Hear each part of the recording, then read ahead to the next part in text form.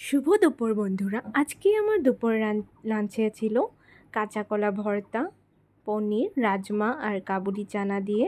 আরও ছিল আমার মসুর ডাল পাতলা করে।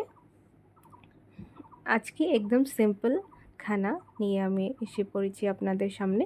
আর এখানে আমার সবচেয়ে প্রিয় খাদ্য তো লেবু থাকবে, ওটা তো আপনারা জানেন। তারপর এখানে আমি প্রথমেই কাঁচা কলা ভর্তা দিয়ে খেয়ে ফেলছি। তারপর খেয়েছি আমি ডাল, লেবু আর অল্প লঙ্কা মিলিয়ে। এটাই আমার ভীষণ বেশি পছন্দ হয়। তারপর এরকমভাবেই আমি খেয়েছি পনির দিয়ে। আজকে বেশি কিছু রান্না করতে ইচ্ছে করলো না, তাই আজকে এই তিনটে রান্না করেছি, বেশি করতে পারলাম না আজকে।